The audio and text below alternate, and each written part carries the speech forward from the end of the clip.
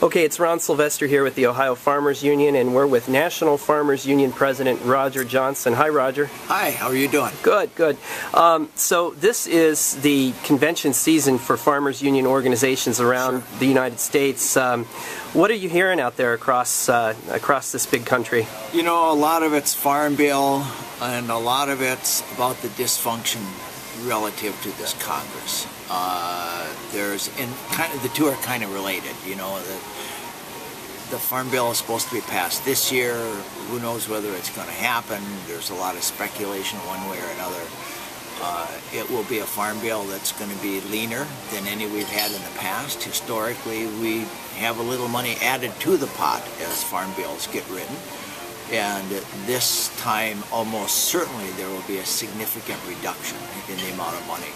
And you add to that sort of this really negative way of doing politics in the nation's capital, and there are lots of concerns about that. Is there any hope, as someone who is in the nation's capital a lot, dealing with members of Congress and the administration, you think, to get over this after the presidential election or even before? You know, I've been in politics myself for a dozen years in North Dakota, and you know, politics changes, and it sometimes changes pretty rapidly. So, of course, there's hope. I mean, we live in the greatest country in the world. I think we have a system right now that is struggling to try and figure out how to do things.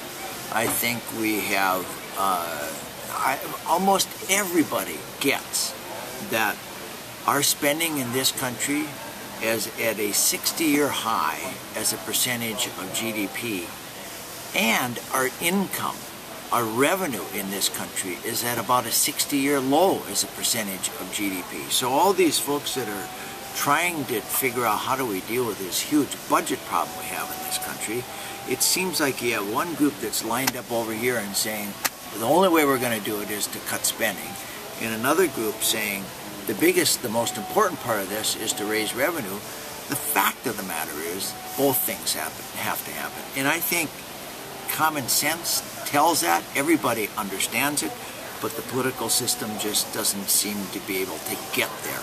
And so sort of in the middle of all this, you have the Farm Bill, and what's going to happen with this next Farm Bill. Writing a Farm Bill at a time when you've got very high markets, that's usually a good thing for agriculture, but it's not a good thing for the politics surrounding writing a Farm Bill. The last time this happened was in '96, when we had a very, very strong market, and we had this sort of radical departure from traditional farm legislation that threw out a lot of the tools that historically had been available to try and moderate some of the prices, and the consequence is that we've seen very rapid and radical changes in prices.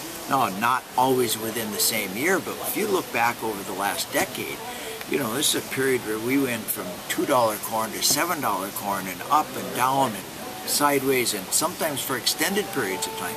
So the bottom line here is that these high market prices are almost certainly not going to stay forever, even though you have a lot of the projections that are being made by economists that Congress listens to, who are saying these prices are going to be here for a long time. And so then you have members of Congress say, oh, we don't need a safety net because you've got a great market. Well, you don't write a Farm Bill for a great market. You write a Farm Bill to help when times are really difficult.